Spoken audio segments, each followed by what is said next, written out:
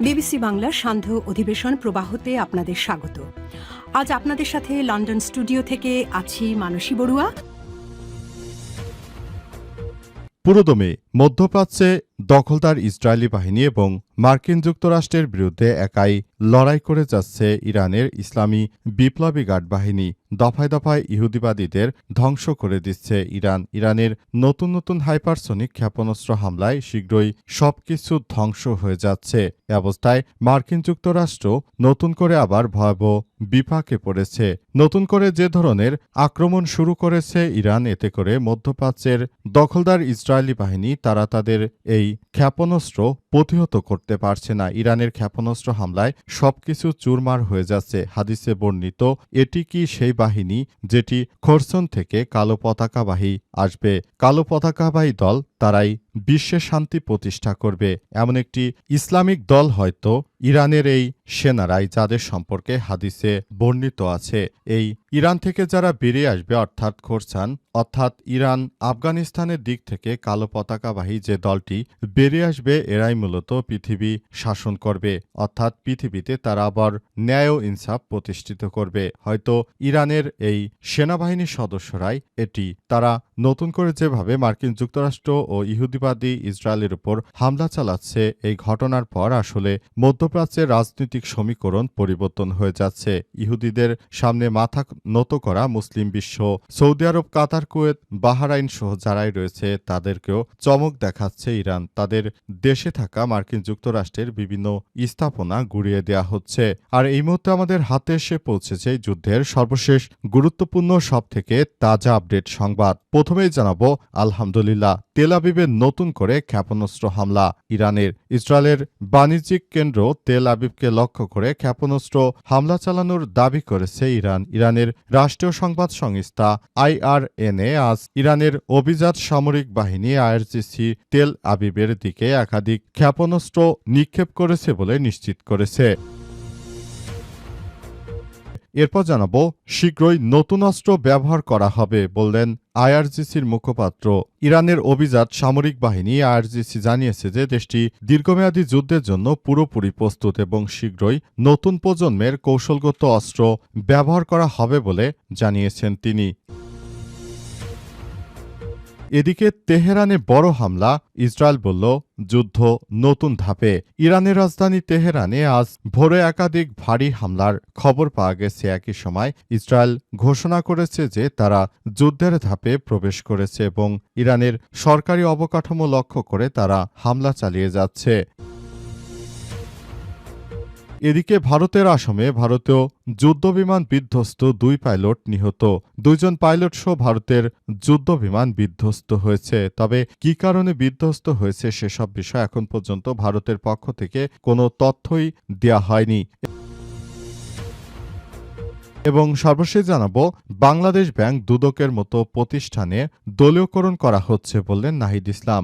নতুন সরকার গঠনের পরে বাংলাদেশ ব্যাংক এবং দুর্নীতি দমন কমিশন, দুদকের মতো প্রতিষ্ঠানগুলোকে দলীয়করণ করা হচ্ছে বলে অভিযোগ করেছেন জাতীয় নাগরিক পার্টি এনসিপির আহ্বায়ক এবং বিরোধী দলীয় চিফ হুইপ নাহিদ ইসলাম। আজ রাজধানীর গুলশানের এক হোটেলে এনসিপির ইফতার মাহফিলে তিনি এসব কথাই জানিয়েছেন। প্রিয় দর্শক, এতক্ষণ শুনছিলেন সংবাদ শিরোনাম, এবারে বিস্তারিত।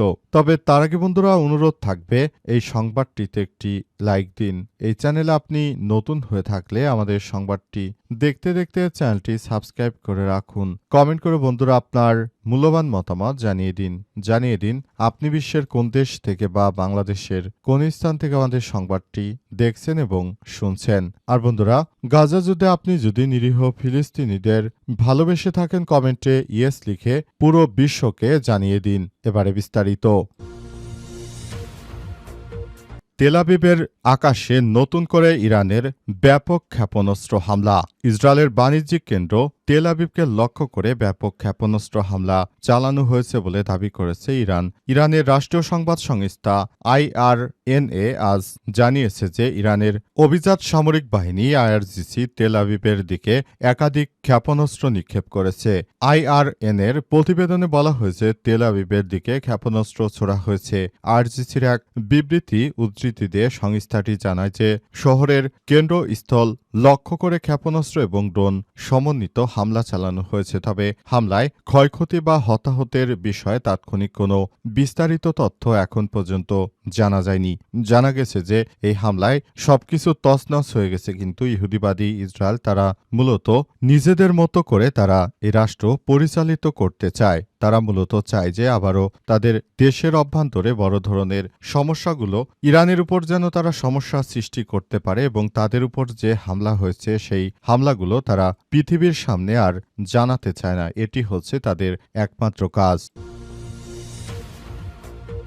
শিগগিরই নতুন অস্ত্র ব্যবহার করা হতে পারে বলছে আইআরজিসির মুখপাত্র। ইরানের অভিজাত সামরিক বাহিনী আইআরজিসি জানিয়েছে যে দেশটি দীর্ঘমেয়াদী যুদ্ধের জন্য পুরোপুরি প্রস্তুত এবং শীঘ্রই নতুন প্রজন্মের কৌশলগত অস্ত্র ব্যবহার করা হবে। আইআরজিসির মুখপাত্র ব্রিগেডিয়ার জেনারেল আলী মোহাম্মদ নাইনি বলেছেন যে আগ্রাসনের জবাব দিতে ইরান দীর্ঘ সময় ধরে যুদ্ধ চালিয়ে যাওয়ার জন্য প্রস্তুত রয়েছে। তিনি আরও বলেছেন, ট্রু প্রমিস 4 এর অভিযানের অধীনে এখন পর্যন্ত যে ধারাবাহিক হামলা চালানো হচ্ছে তা ইরানের প্রকৃত সামরিক সক্ষমতার কেবল একটি ছোট অংশ। নাইনি আরও জানিয়েছেন যে আমাদের হাতে এমন এমন অস্ত্র আছে যেগুলো যদি আমরা ব্যবহার করি সেটি ইহুদিবাদী ইসরায়েলের জন্য বড় ধরনের চমক হয়ে দাঁড়াবে। তিনি বলেন, আমরা কেবলমাত্র সেসব অস্ত্রই ব্যবহার করছি যে অস্ত্রগুলো দীর্ঘদিন ধরে আমাদের সামরিক বহরে একরকম অকেজো হয়ে গিয়েছিল। আমরা মূল অস্ত্রগুলো আসলে রেখে দিয়েছি ভবিষ্যতের জন্য। সুতরাং এখনই এসব বিষয়গুলো নিয়ে আমাদেরকে ভাবতে হবে বলে জানিয়েছেন তিনি। এবং তিনি আরও জানিয়েছেন যে এখন সময় এসেছে আবারও নতুন করে সবকিছু ভাবতে হবে এবং নতুন করে সবকিছু করতে হবে। ইরান চায় যে তাদের জন্মভূমিতে যেন ইহুদিবাদী ইসরায়েল যেন কোনো উল্লাস করতে না পারে, সেই বিষয়গুলো আমরা খুবই গুরুত্বের সহকারে দেখছি বলে জানিয়েছে তারা। তেহরানে বড় হামলা, ইসরায়েল বলল যুদ্ধ নতুন ধাপে।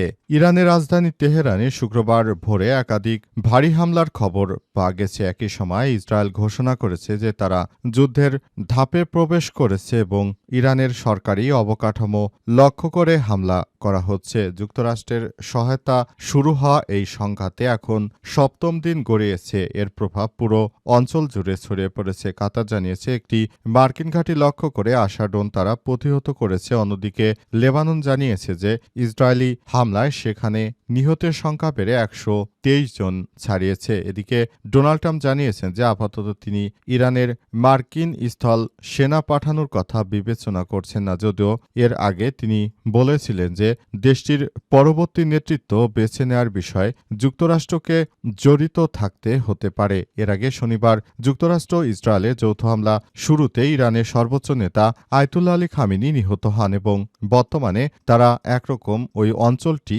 অস্থিতিশীল করে তোলার জন্য সর্বোচ্চ প্রচেষ্টা চালিয়ে যাচ্ছে। কিন্তু দখলদার ইসরায়েলি বাহিনীর এই প্রচেষ্টা মনে হয় না বাস্তবায়ন হবে। কারণ হিসেবে বলা হচ্ছে যে ওই এলাকা এখন সম্পূর্ণ আইআরজিসি সেনা সদস্যদের পুরোপুরি নিয়ন্ত্রণে রয়েছে। তারা কোনোভাবে এই দখলদার বাহিনীকে তাদের বলি হতে দেবে না। তারা সবসময় যে কর্মকাণ্ড পরিচালিত করতে এতদিন ধরে তাদের দেশের প্রধান নেতৃত্ব না থাকলেও আইআরজিসির সেনা সদস্যরা তারা ইরানের বিপ্লবী গার্ড বাহিনী তারা কখনোই এই ইহুদিবাদী ইসরায়েলের সামনে মাথা নত করবে না। দরকার হলে তারা আত্মহত্যা করবে, তারপরও তারা এই ইহুদিবাদী ইসরায়েলের সঙ্গে কোনো আপোষ করবে না। তাদের সঙ্গে যুদ্ধ চালিয়ে নিজের জীবন শেষ করে দিবে, কিন্তু তারাই ইহুদিবাদী ইসরায়েলের কাছে কখনো গোলাম হবে না। আসামে ভারতীয় যুদ্ধবিমান বিধ্বস্ত 2 পাইলটের মৃত্যু।